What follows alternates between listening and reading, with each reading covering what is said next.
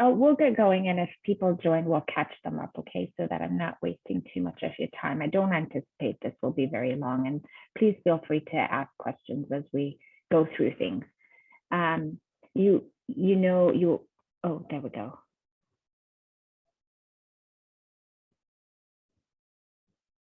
I'll just wait till Luis can connect.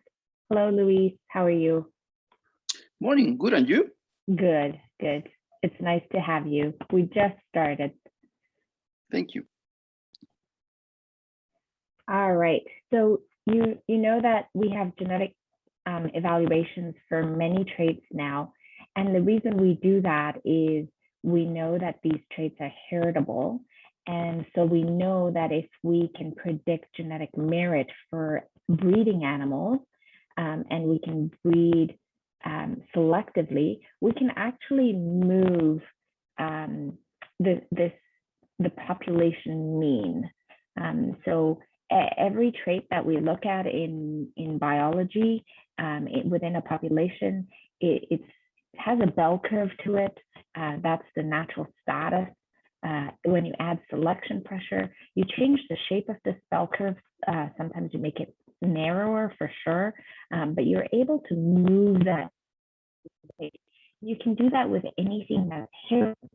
The key is to have those genetic selection tools that help you identify genetic merit for breeding animals correctly, accurately, soon enough, all of those things. And those are, part of my job and what make me wake up in the morning every day.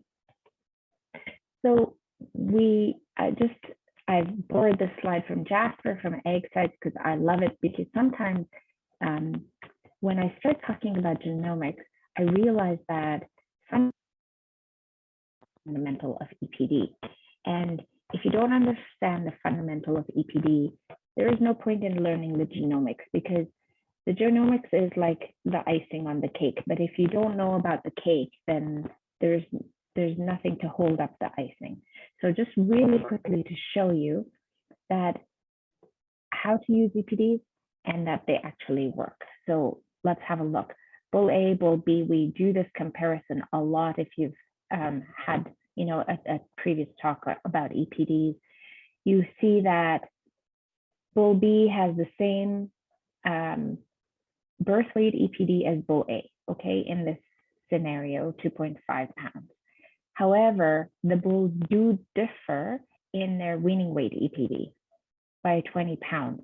So what this is telling you is, on average, if you have 50 calves from Bull A and 50 calves from Bull B, on average, Bull A's calves will be 20 pounds heavier at weaning time than Bull B's calves.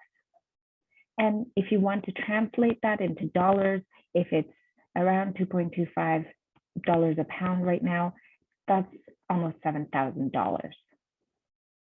So that's the basics of, or the fundamentals of using EPDs, okay? And then we'll go into the genomics. There's a catch when you're using EPDs. I've already kind of alluded to it, and it's the accuracy with which we can calculate the EPD, because the EPD is a prediction. It's a prediction of genetic merit. We're not looking at the actual phenotype of a calf or an animal. We're looking at what's inside this animal in all of its cells, but what's inside specifically its gametic cells that it is going to pass on to its calves. That's the part we're in, the actual genetic part, not the environment. When you buy a book, buying that guy's feed or the environment, what you're really wanting to buy is the genes that that bull is going to pass on to those calves later. And as with everything, when you try and describe biology using math, well, biology is a very complex thing, and math is a number. It's static on a page, right? So the is has a limitation to its ability to describe biology. And we tell you what that limitation is. We quantify it for you by giving you an accuracy with each EPD. So for example, if we use that bull A, bull B, and look at them now at yearling, their yearling weight EPD, maybe it's the same EPD, but at 100 pounds for both the bulls. But look, the accuracy for bull A is 10%, and the accuracy for bull B is 90%. So this is what we call the possible change table. It tells you how much an EPD can change as more information is available. So 10%, this is 0.1, okay, 10% accuracy. If you go over to the yearling weight column, you see this, 23 pounds. So that means at 10%, this 100-pound EPD can change. It can actually become 77, or it can become 123. In the case of a 90% accuracy for a yearling weight EPD, if we go across, so that 0.9 is 90, 2.6. So this EPD is accurate from 97 to 102. You know exactly what you're going to get. So accuracy is really important when you're using EPDs. I'll just show you this slide to give you an impression of how accurate our genetic evaluations really are. So we have 9.8 million weaning weight records that go into our genetic evaluations. Our genetic evaluations are called Angus genetic evaluations. We do them in partnership with the American Angus Association. So all of their data and all of our data, all our pedigrees, all our birth weights, weaning weights, all of that information goes into the evaluation. So these are really accurate genetic evaluations. They are driven by a lot of data. If you think, oh, I'm not going to use EPDs because I know that neighbor down the street, I know he makes up his birth weight. Well, there's 9.4 million birth weights going into the evaluation. His 3 aren't, they're going to get washed out. That's a lot of data to inform and drive accuracy in the genetic evaluation. And as of this July, we actually also hit 1 million animals genotyped. So I know sometimes it's annoying when the breed association asks you for information, fill out your heifer pregnancy or heifer exposure sheet. Well, that goes towards making the heifer pregnancy EPD for you. Can you please take foot scores? Well, that goes towards giving you EPDs for feet structure. So the data that you submit, I know sometimes you think it's a hassle, it's a lot of paperwork, but it does, and it gets used to drive this genetic evaluation. Then, if that's not enough, in 2009, the bovine genome was sequenced, and that gave us information about SNPs. SNPs are just basically A's and T's and G's and C's in the genome that are different at specific places in the genome. Okay, so this is a picture of a SNP chip, and it has microscopic little arrays in it, and it allows us to genotype an animal for right now relatively inexpensive compared to what it used to be in 2009. So let me tell you about that genetic evaluation that I was talking about.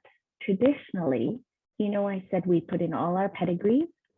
So traditionally, what we would do is we would assign relationships, because not every animal is phenotyped, but BLOP, the method that we use for genetic evaluation, it allows us to create linkages between herds, so between environments, but also it allows us to attribute phenotypes from a phenotyped animal to a related animal. So So for example, we know that parents and children are related by about 50%. So you'll see here, animal 4 is progeny from animal 1 and 2. And so animal 4 has a 0.5 relationship between animal 1 and 4 and animal 2 and 4, okay? And that's called a relationship matrix. Once genotyping was inexpensive enough or affordable enough that we had quite a few genotypes, we actually realized something very different. This is the relationship between 7,000 SIBs. And what we realized is that relationship isn't 0.5. It actually varies from 0.37 to 0.63. So it's not actually 0.5. And so the way we use genotypes now to increase the accuracy of our EPDs and our genetic evaluations is actually in this relationship matrix. This pair of SIBs here, 4 and 5, you can see 5 related to 4 is 0.5. Now, if they are genotypes, we can make that actually more accurate. So that's how we use the genotypes now. Now, another way that we use the genotypes, remember I said you can attribute phenotypes to related animals? Well, before, we were limited to the pedigree relationship, okay? Now, if this animal is genotyped and this animal is genotyped, instead of that relationship being 0, we know how much of their genotype they have in common. That relationship can get bigger. So what it does is it makes our relationship matrix more dense, more informed, more accurate. And that makes our genetic evaluations more accurate. So I'll show you this slide. It shows you how much more accurate. So for example, currently a genotype will add this much information to birth weight. So this is in progeny equivalence. So if you're looking at a yearling bull who's never had a calf crop, if you genotype him, it gives us the same amount of information as if he had had 26 calves. Now for birth weight, that comes relatively quickly once a bull has had a calf crop. But things that don't come relatively quickly, a yearling weight, you'd have to wait a whole extra year. Milk, you'd have to wait till his daughters had a calf and they were fed and had been milked and had a yearling weight on them. That's an extra 2 years. That takes a long time. Carcass quality, that takes even longer. Do you see what I mean? So the power of genomics, it's quite a lot. So the genomic panel that we use currently, it's called the Angus GS Genomic Panel. It was specifically created for Angus population, okay? It has 77K, so that means 77,000 SNPs on it. It costs $45 a head, which includes parentage, which you pay $18 for already. So that's really not a big leap there for the extra information. Uses any kind of DNA sample. And what you get back includes parent verification, like I said, genomic percentile ranks, and GEPDs. And I'll talk about the genomic percentile ranks and GEPDs shortly. Let me stop here and see, does anybody have any questions? Okay, we'll keep going. Just stop me. If you do have a question, feel free to stop me, okay? One thing with the Angus GS test, I would say, please plan ahead. The lab has a 21-day calendar day turnaround time. The lab works over the weekends, so 21 calendar days, but that is still quite a long time. So if you have a sale on February 15th and you call me on January 2nd when the office opens and say, Kajal, I want to Angus GS this bull, there's a lot of interest in him, I can do cartwheels, but I cannot get you the results in time for your sale. So just to make it clear for people, the deadline for data to go into the genetic evaluation is the 15th of every month. So I've just picked January 1st, but you could change this to any month of the year, okay? February 1st, March 1st. The deadline for data is the 15th of every month. So if you sent your sample to the lab on January 2nd and it got there, say, January 7th, we would get the results back on the 28th. That would be in time for the February evaluation. The February evaluation takes a couple of weeks. You get your results the first weekend of every month. So really, if you send your sample in January 2nd, you're getting your results March 4th. So you got to give yourself 2 months, basically.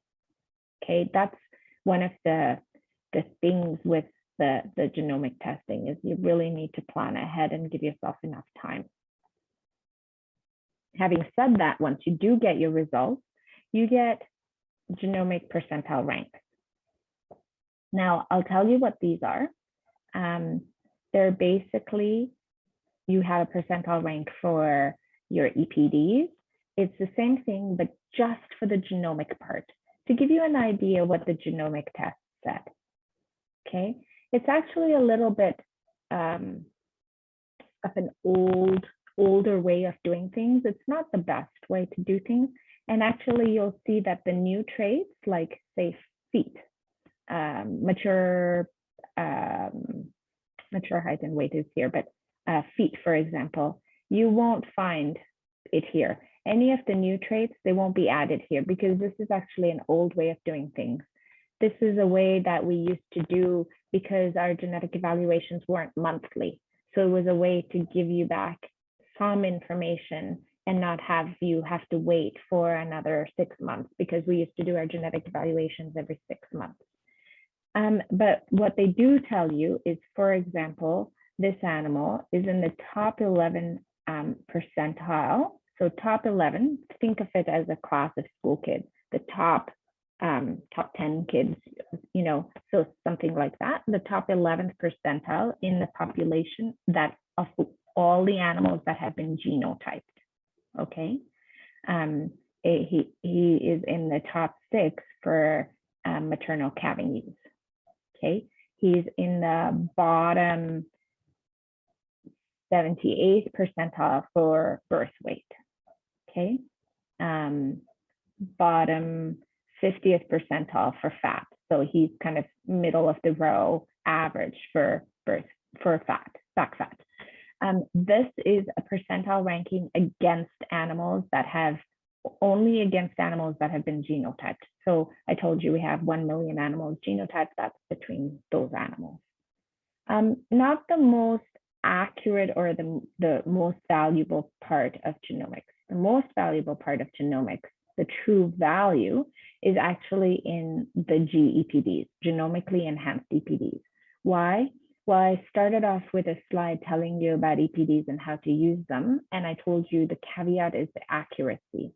If you add 26 calves worth of information, that accuracy on that yearling bull becomes a lot higher, right? You're able to predict a lot better. So this is what the genomics does. It gives us a little bit more information about each animal so that we can predict their genetic merits more accurately. It also gives you GEPDs on traits that you haven't been able to phenotype yet. Say you have an older cow, you never thought to ultrasound scan her, or you have an animal that's a new import from another country, you don't have any information on them, no contemporary group information, it gives us that information. And then on young animals, like I said, that yearling bull that you're wanting to buy, it gives us more accurate EPDs on them. Or if you've purchased animals from a non-performance herd. It also gives you GPDs for those traits that are harder to measure, or you measure later on in life. Carcass quality, some of you have heard about our high immune response testing, so that will become an EPD eventually. So high immune response, RFI, or the RADG EPD for feed intake and feed efficiency. You know, the GrowSafe system is expensive, and you might not have the means to test all your animals on there, but having that EPD is actually very valuable. So that's the true value of using the genomic technology. Oh, sorry, went backward. So I just thought we'd talk about or discuss together some myths. One of the myths I've seen online is genotyping animals will increase their EPDs. Doesn't increase the actual EPD. That yearling weight EPD isn't going to move from 100 to 150. It's not going to do, you know, it's not a silver bullet or anything, but it will increase your accuracy. And the accuracy increases, you know, depending on how accurate the EPD already is. Okay, so it doesn't necessarily increase the EPD. It increases the accuracy of the EPD. I hope everybody gets that. Any questions? Okay, we'll move on. This is a slide I've borrowed from Daniela at the University of Georgia. In an age of genomic technology, the phenotype is still king. So remember I showed you that the genotype allows us to attribute phenotype from phenotyped animals to non-phenotyped animals. But if you stop phenotyping animals, there'll be no attributing them to anything. It doesn't matter how many animals are genotyped, we won't have any phenotypes to attribute to them. So it's still very important for our members to collect phenotypes accurately and completely. So completely, I mean, do the whole contemporary group so that we're getting the correct picture for that contemporary group, and record your contemporary groups and management groups correctly. And then by accurately, I mean as per the guidelines at the right time, in the right way. Okay. I want to tell you a little bit about a genomic validation study that we did. So some members said to me when genomics, you know, whenever we talk about genomics, are you sure it actually works? I think this is just a way for, you know, those companies to make money. So what I did is I went to a few commercial producers that we work with. And I said, hey, can I, you know, you guys routinely buy bulls that are genotyped. Can I have a look at how your calves are doing? So number of calves, I looked at almost 3,000 calves. That equated to almost 150 different sires, okay? And let me show you what I looked at. So about 150 different sires, okay? If you keep that in mind. What I did is I put the sires into groups. They were either low performance, medium performance, or high performance. Basically, bottom 30%, middle 33%, high 33%. Does that make sense? I just put them in the groups for these traits: birth weight, weaning weight, and yearling weight, because these are easy to measure traits that I had information on from these commercial guys. So if you look, it's really easy to see, oops, sorry. It's really easy to see that, oh, by the way, for birth weight, I did do lower birth weight, lower performance, okay? Because it's just easy to see. Hi, sorry to interrupt. Yes, Luis. Just to fully understand this slide. They are the same population, or you segregate the population 3 times? The same Meaning, population. Meaning Yes. the lower body weight, the lower bird weight population, however many calves they were also the ones that weighed 588 and the ones that they weighed 998? Or did you segregate by low, medium, and high each of the different traits? Each of the different traits. Thank you. Yeah, yeah. So Luisa's question was, did I do this low, medium, and high segregation of the sires per trait for each trait? So for each trait, I segregated the bulls and then looked at their calves, the average of their calves. So you can see that there's almost 10 pounds difference. There is almost 40 pounds difference, even more, almost 100 pounds difference from the low performing sires and the high performing sires. What I'm telling you is the prediction matched the average performance in a commercial setting. Does that make sense? So it's just like 150. It's not a lot of sires I looked at, but just for those people that wonder, is the genomic data actually working? Does the genomically enhanced EPDs actually work? Is this evaluation working? Is this a waste of time? No, it's not. Actually, it's very predictive of average performance. Okay.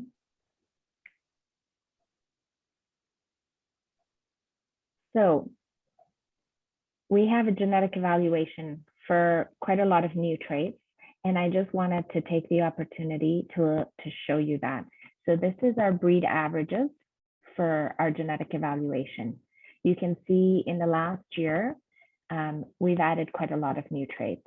RADG, okay, which gives you gain on constant feed. So if you have two animals, one has an RADG EPD of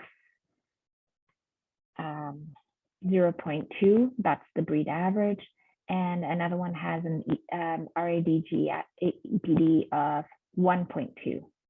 Basically, what that's saying is the 1.2 animal is going to gain 1 pound more every day if you fed both those animals the same amount, okay? So it's growth based on constant feed. It's a way of looking at feed efficiency. DMI is just appetite. It's dry matter intake per day. Only use it if you know how to balance it with growth. RADG does that for you, okay?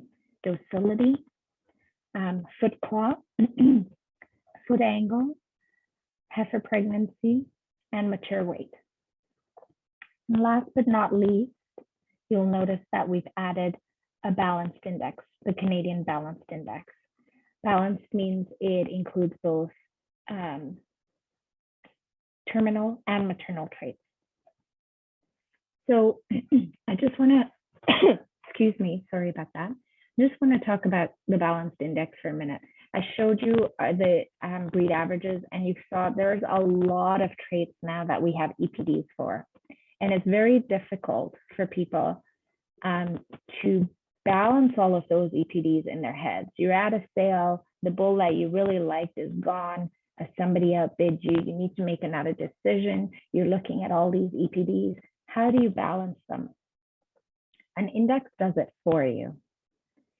And the reason why this index is globally one of the most sophisticated indexes is it doesn't just arbitrarily weight the traits for you. It actually weights them based on their economic impact on your herd, actually in a commercial herd. So we went and modeled the economics of a commercial herd in Canada. All of the inputs are based on 5-year rolling averages. So it's not, oh, but last year was such a different year. It's a 5-year average that we take. And then the weights for each of the traits are based on the economic value of that trait, the long-term impact on your herd in a commercial setting. It also doesn't use those, it doesn't add, some of these traits are treated as nonlinear. So after you've added calving ease to the point where you have 100% calving ease and you're not pulling any calves, there's no point driving that trait any further, because you're also giving up something when you select for each trait. So it helps manage those antagonisms. And it's a really good way, like a snapshot way to look at an animal. So I talked to you a little bit about the weights. What about? Can I? Yes. Sorry to interrupt. Can I ask another question related to that specific trait? Yes, of course, Luis. Is it specific for steers/bulls and separate one for heifers? Are the economic contribution of the gender, it's different, or they are balanced the same way? So within the economic modeling, we actually did, for specific traits, we actually model them differently depending on what the gender of the animal was. But the Canadian Balanced Index, it actually, it's not maternal or terminal. It includes everything together in one index, and for all genders. So I'll show you, actually I can show you here. So the index describes to you in terms of Canadian dollars, the average progeny profit difference between one bull and another. So remember, I kind of made you familiar with the scenario of comparing bull A and bull B. In this case, bull A has a Canadian Balanced Index of $250. Bull B has a Canadian Balanced Index of $150. That means on average, progeny from bull A will be $100 more profitable in a Canadian commercial operation than the progeny from bull B. And Luis, to answer your question, that's regardless of their sex. We included whether that animal was going to be a heifer or a steer. Okay. Thank you. Yes, absolutely. So just to go back to make sure everybody else can see, an index is basically the EPD for one trait times the weight for that trait plus an EPD for the next trait times the weight for that next trait, and so forth. Okay. So how do you get the balanced index for your animals? Well, you have to have EPDs for all of these traits.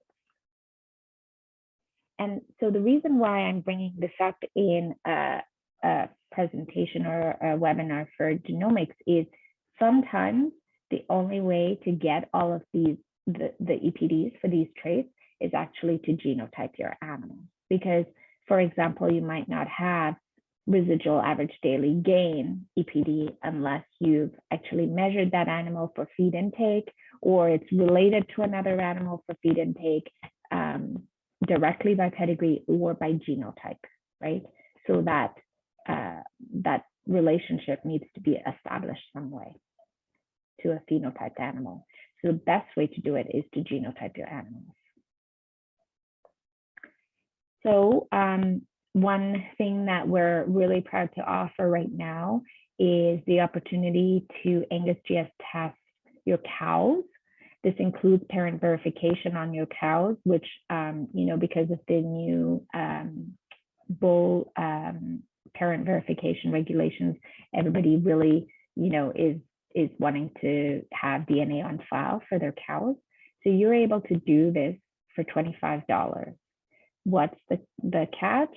The catch is you can do this if you take the time to collect phenotypes on your cows. So remember I told you we have new EPDs for mature weight and mature height.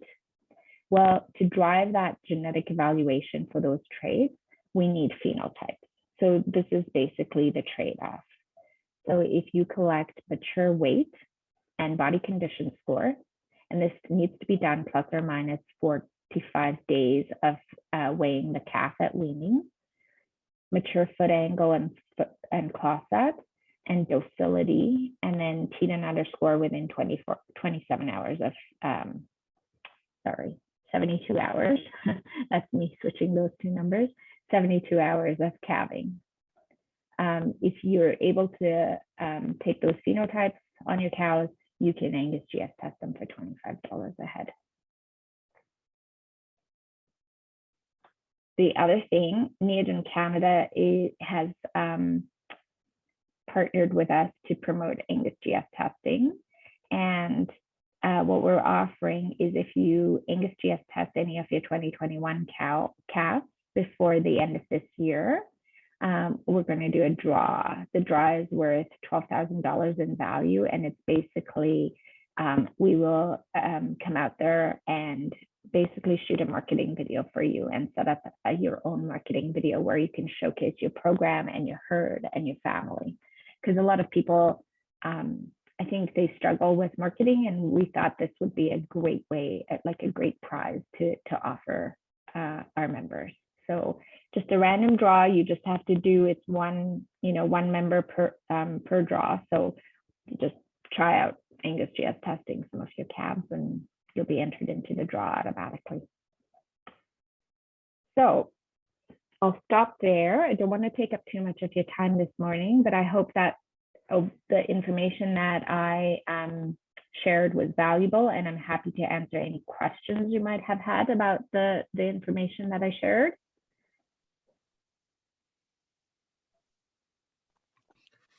I do have some questions. Okay.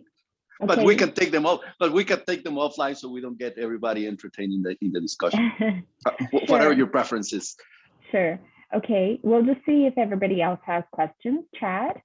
Well, just could you comment on GS testing embryo calves, and is that a benefit? Is it not a benefit? Yeah. So one of the more difficult situations to model is ET calves, because they have this extra complication. They have a permanent maternal environment that we might not know unless the dam is registered, the recip dam is registered. We don't really know that permanent maternal environment, and it's actually quite important in the development and the performance of a calf. So embryo calves are difficult to predict their genetic merit until they start having progeny of their own. And you probably want to know well before that. And it's not as valuable if I just give you the pedigree estimates, because then every embryo calf is the same pedigree estimate, and we know the embryo calf has the same genetic merit.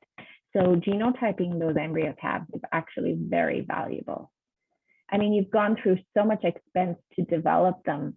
$45 just gives you that extra individual information, so that you're not treating all of them the same. So yeah, it's actually very valuable. Thank you. Yeah. I mean, you have to parent verify them anyway, Chad. So you're going to spend $18 on them. To me, it's just that extra spending is worth it. Anybody else? Any other questions?